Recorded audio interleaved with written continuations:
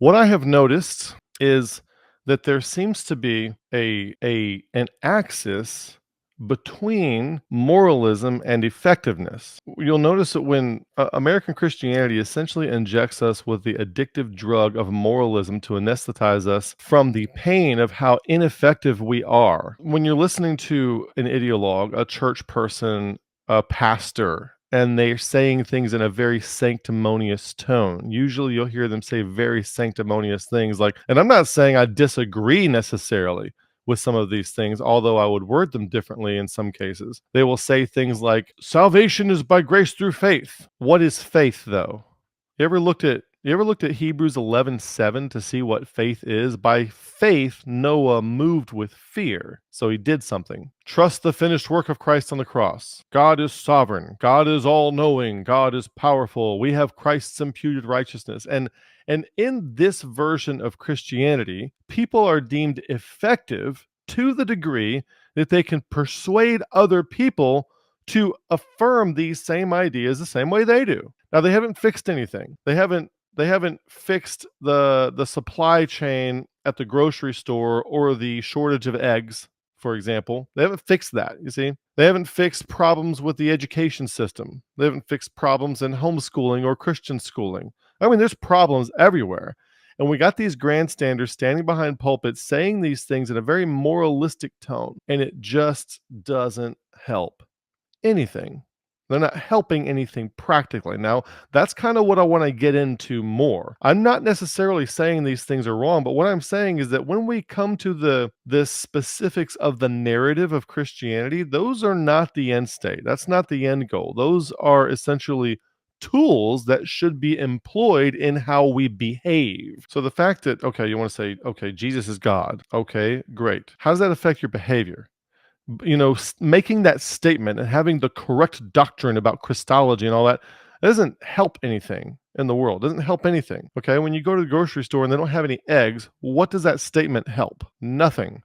When your neighborhood floods and it's time to pull out the boats and the canoes and go around town, your neighborhood, and rescue people out of their houses before the flood gets them, what does that statement help? Nothing. Let's say your neighborhood floods and your neighbor that wants to help you happens to be a Muslim who doesn't believe that Jesus died and rose again, but they have a boat and they're willing to help rescue people from the houses before they flood. Do you just not let them help? Do you not participate with them because you don't agree on some abstract idea that's neither here nor there in the practical sense of right now? You see, I'm not saying these things are untrue. What I'm saying is that just affirming them is not the measure of whether or not we're effective or, if you orthodox or correct or Christian. Jesus is the way. He's the truth. He's the life. If you are following the way, you behave in a certain way. Now, when I say that, your mind should recall the video that we just released recently on faith, hope, and love, and how faith relates to relationship, love relates to action, and hope relates to disposition. You have two bonded triads.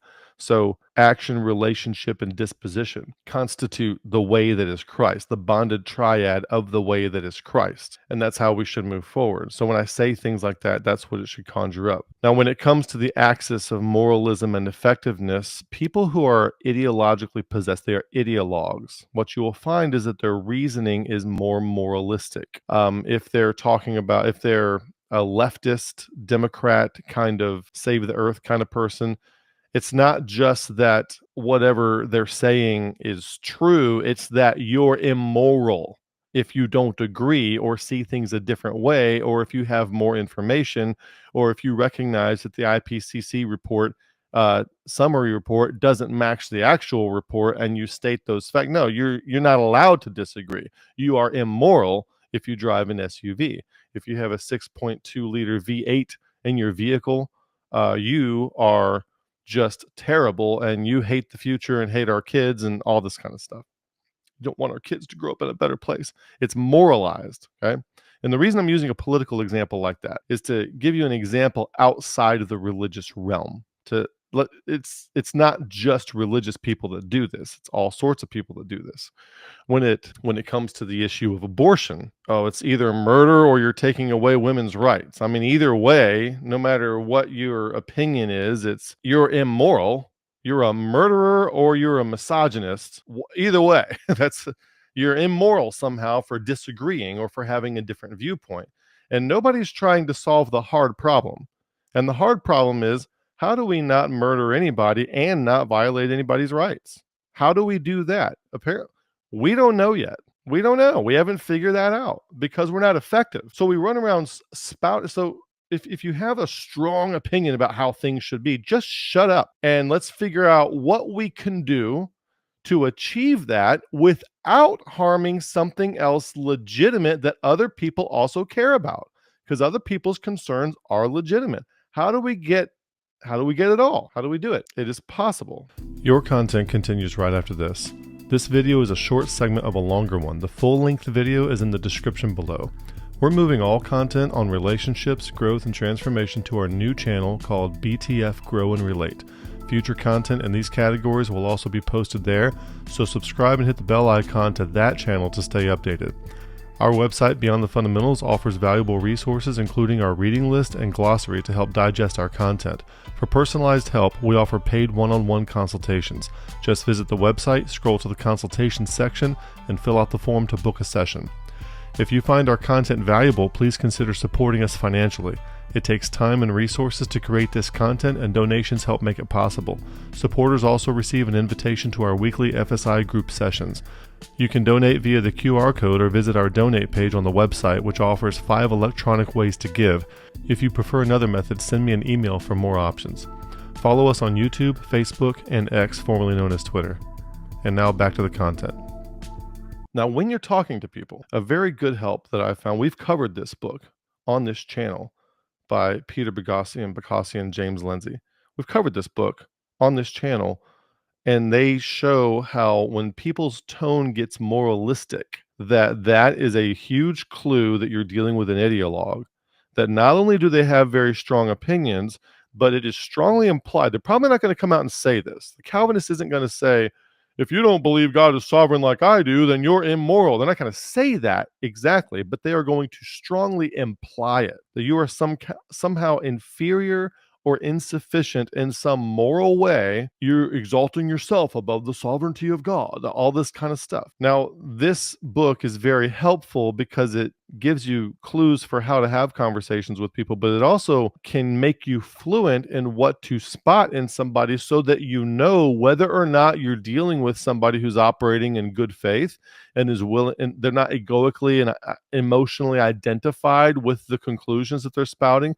They can work in what's called margins of confidence rather than absolute authoritative dogmatic certainty. And it'll let you know if you're dealing with somebody like that versus somebody who is just so ideologically possessed. So what you do is you kind of look for the moralism laced in their language and the moral implications laced in their language. Well, if you don't agree with this thing about how salvation works, then you don't believe God knows everything and he's omnipotent. Otherwise, syllogisms too. Syllogisms go along with that. Syllogisms that are overly simplistic and have moral implications tied to them. What you will find, what my observation is, and I'm submitting this as like I don't know everything everywhere, but what my observation is that people who come with this moralistic approach, they tend to be ineffective in a practical sense in real life. And I wish I were kidding. Now, I've known people who can do things effectively. Maybe they're a doctor. Maybe they are an engineer. What's the guy's name? He does a lot of creation stuff. He was a hydrologic engineer. All right, so there are some people who are effective and can do things that happen to be Christian. And we probably need to pay more attention to them and less attention to the people who standing behind a pulpit is really the only job they can get. I'm sitting here telling you things from a perspective from the Bible, but that's not the only thing that I can do. I'm also a musician. I'm also a retired Army officer. I've been to war twice. I was a signal officer. I work in communications. I've ran contracts for the government and for the private sector. And I work in cybersecurity and I do IT project management. There are things that I can do in the real world where I have effectiveness and people pay me for my skills and expertise. And so I'm bringing that degree of effectiveness and the same kind of analytical skills and whatnot to a more spiritual mindset. And when I say a spiritual mindset, I'm talking about how do we make ourselves better within various different spiritual traditions. And the one that we're in this channel is Christianity. I come from a Christian background, and it is completely sufficient. If you stay away from the stage 3 religious 1984 stuff that's out there, which is pretty much everywhere, if you actually allow the Bible to inform you, it has the potential to make people grow and to make them be better. So we're fighting against this. We've covered a lot of when you see the sanctimonious language, you'll find it a lot. You'll see it all over the place with these Calvinists when they're making their case for Calvinism. They have very moralistic tones. We could take the time. We've taken the time in multiple videos to review sermons from these guys and to review statements from these guys, and they're very moralistically laced. And the moralism, what that does is it covers up for effectiveness.